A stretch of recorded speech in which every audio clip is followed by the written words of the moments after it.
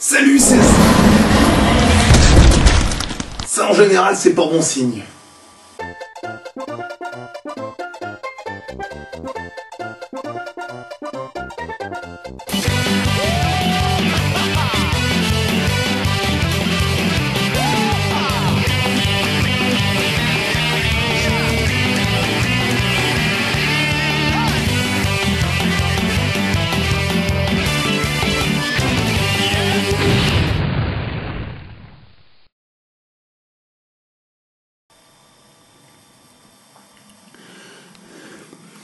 Alors attends, comment on l'allume?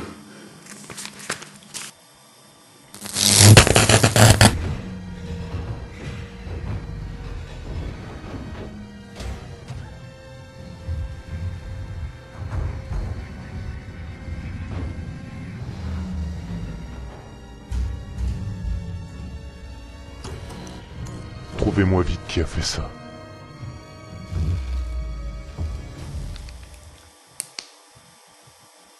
Oh misère. Je sens que je vais encore me faire engueuler. S'il y a une série qui est partie en sucette du côté de chez Electronic Arts, c'est bien celle des Need for Speed. Normalement, avec EA, c'est plutôt facile de suivre. On a des séries qui renvoient chacune à un sport plus ou moins populaire et le numéro du jeu correspond très souvent à son année de sortie. Ça peut sembler con dit comme ça, mais c'est tout de même un excellent moyen pour savoir si un jeu n'est pas complètement passé de date. Exemple flagrant, FIFA 2004. Bah on fait comme on veut, mais les chances qu'un footeux accepte d'y jouer sont relativement minces. En forçant, peut-être. Alors que si sur la jaquette on avait écrit à la place FIFA 11, il pourrait y avoir un doute. Ce qui nous amène quand même à réaliser qu'en 2004 on en était déjà à 11 jeux sur cette série. Mais question à ceux qui se font un devoir d'acheter chaque version, vous les bouffez ou quoi?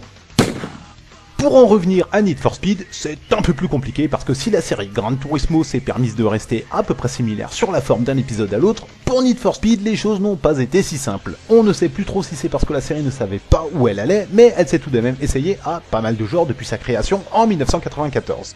À l'époque, la majorité des joueurs fantasmaient grave sur la 3DO, une console qui semblait vaguement surpuissante et qui proposait donc pour la première fois de se friter à la police dans des bagnoles qu'on n'oserait en temps normal même pas sortir de chez soi de peur de les érafler. Il s'agissait donc d'un jeu de course avec une petite nuance puisque la police intervenait souvent pour vous rappeler que faire le couillon sur la voie publique ça va 5 minutes mais pas plus. Et après, même si elle a essayé de garder cet esprit mélangeant la course et le stress de se faire arrêter, elle s'est essayée au tuning, à la simulation pure, et même à la dimension aventure. Ça peut sembler bizarre mais EA a été capable d'inclure un mode histoire dans un jeu de course. Pourquoi pas après tout. Mais on oublie tout ça avec Need for Speed Hot Pursuit Cru 2010. Alors oui, c'est un peu chiant comme titre parce qu'on ne sait pas trop auquel on a affaire, mais ce qu'il faut retenir de ce jeu, c'est qu'il est développé par Criterion. Les connaisseurs auront tout de suite reconnu le groupe qui est derrière l'excellente série Burnout, mais il faut bien reconnaître qu'on pouvait avoir quelques craintes suite à l'impressionnant Burnout Paradise. Il était beau, il était couillu, il envoyait du bois, mais il avait aussi des failles terribles dans le gameplay, et plus d'un joueur s'est retrouvé sur sa faim après l'avoir parcouru. Forcément, sur Hot Pursuit, on retrouve la patte de Criterion, et ça peut gêner un peu parce qu'à plus d'un moment, on ne sait pas si on joue justement à un Need for Speed ou à un Burnout. On retrouve d'ailleurs des tas de similitudes entre Burnout 3 et ce Hot Pursuit, notamment au niveau du choix de l'épreuve sur la carte ou du déblocage des voitures. Mais fort heureusement, Criterion a su aller à l'essentiel tout en proposant un jeu techniquement proche de la perfection. Les étapes du jeu vous permettent d'incarner tour à tour les forces de l'ordre et les méchants qui ne respectent rien. Sur chaque circuit, il y a plusieurs modes de jeu comme la course classique, le face-à-face, la poursuite ou l'épreuve chronométrée. Vous pouvez la plupart du temps choisir votre véhicule, mais à de rares occasions celui-ci sera imposé. Après, à vous de vous taper autant de fois que nécessaire l'épreuve pour arriver à décrocher la médaille en or qui vous permettra d'en débloquer d'autres. Quand vous finissez une course, vous gagnerez des points d'expérience en fonction de votre conduite. À chaque seuil, vous gagnerez une nouvelle voiture et certaines sont particulièrement indiquées sur certains types de terrains. Le tout est de trouver la bonne.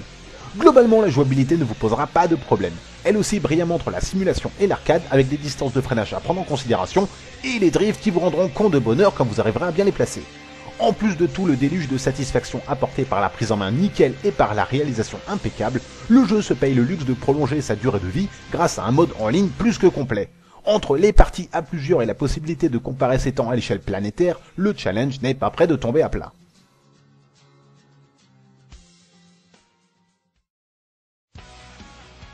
À qui s'adresse ce type de jeu?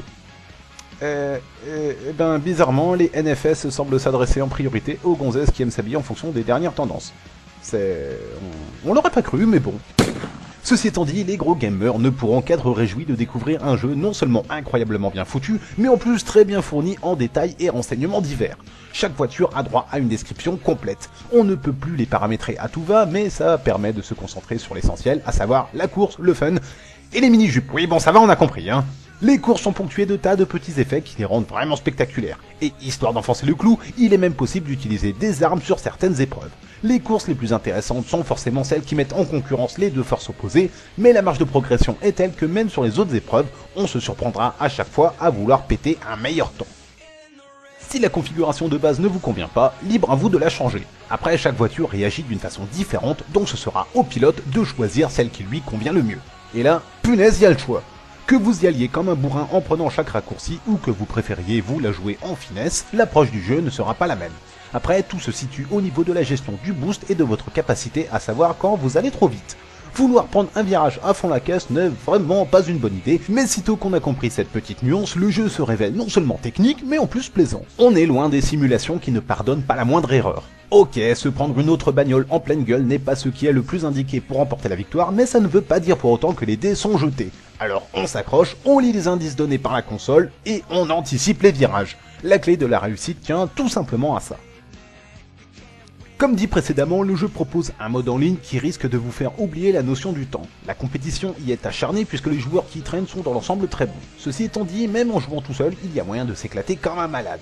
Les modes de jeu sont tellement nombreux et les circuits tellement variés que vous ne saurez plus où donner de la tête. Si vous aimez les jeux de course qui marient le réalisme avec un brin de déconne, vous serez servi avec Hot Pursuit.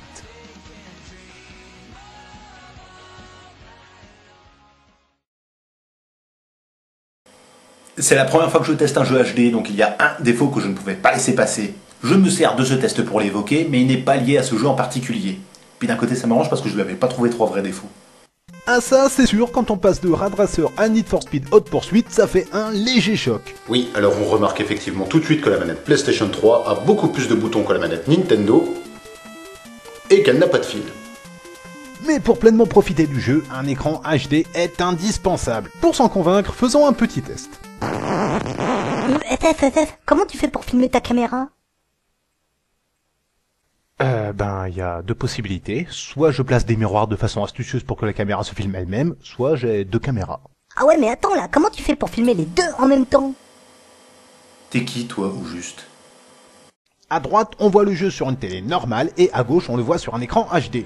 Si vous prenez le jeu pour y jouer sur un écran normal, autant être prévenu, l'impact visuel ne sera pas tout à fait le même.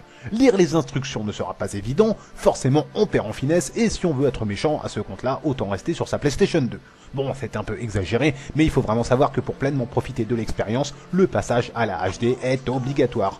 Ça gonfle un peu la note quand on veut se faire plaisir. Père, je veux un nouvel écran. Ouais, bon, vu sous cet angle. Tout de suite.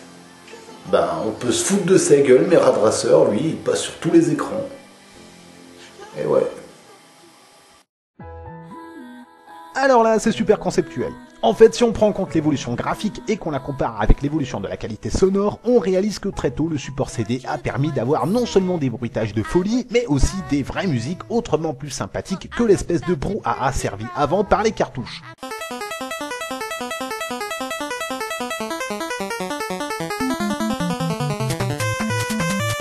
Donc, dans Need for Speed Hot Pursuit, la qualité sonore est bien évidemment à tomber par terre, mais elle est carrément effacée parce que les yeux peuvent se prendre à chaque fois qu'on y joue. Et puis, pour être tout à fait sincère, on ne prête pas trop attention aux musiques du jeu, un peu comme on ne prête pas non plus grand intérêt à la chanson qui accompagne cette partie de la vidéo. Il s'agit d'une connerie qui n'a rien à voir avec le sujet traité ici, mais c'est juste pour illustrer l'exemple. Pour ceux que ça intéresse, la chanteuse c'est Rebecca Black, apparemment il n'y a pas beaucoup de monde qui l'aime, et on notera juste qu'au moment de l'édition de ce test, une de ses chansons a reçu plus de votes négatifs que moi-même je n'ai cumulé de vues sur l'ensemble de mes vidéos. Autant dire que c'est la loose pour l'un, comme pour l'autre. Pour résumer, dans ce type de jeu, on peut mettre pratiquement n'importe quoi, de toute façon les joueurs s'en foutent carrément, et le bruit du moteur masque la plupart du temps les chansons, donc voilà quoi.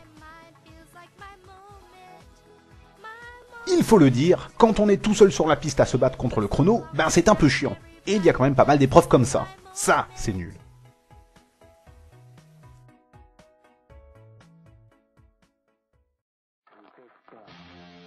Need for Speed Hot Pursuit, c'est l'exemple même du jeu qui justifie le passage à la HD. Cependant, s'il n'y avait que la poudre aux yeux, ce ne serait rien, mais le jeu se paye en plus le luxe d'être super fun, d'être hyper complet, d'avoir une prise en main accessible et de redonner ses lettres de noblesse à une série qui avait forcément perdu pas mal de ses fans au fil des ans. Need for Speed Hot Pursuit, c'est un jeu qui mérite vraiment qu'on passe du temps dessus. Et même si on n'apprécie pas les jeux de course plus que ça, il sera quand même bien difficile de ne pas s'éclater lors des courses épiques contre la police, lorsqu'on balance une herse pile dans les roues de ses poursuivants, ou lorsqu'on arrive à griller un concurrent en plein virage. Vraiment, ceux qui sont sceptiques doivent l'essayer, et après ils comprendront. Vraiment.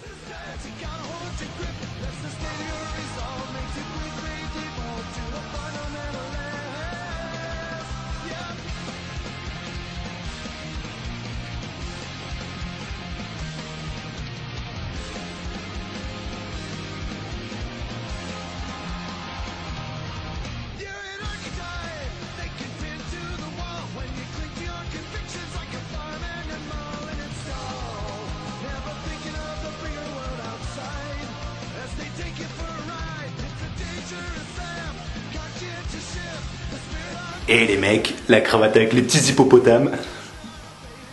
Non, là ça devient vraiment n'importe quoi.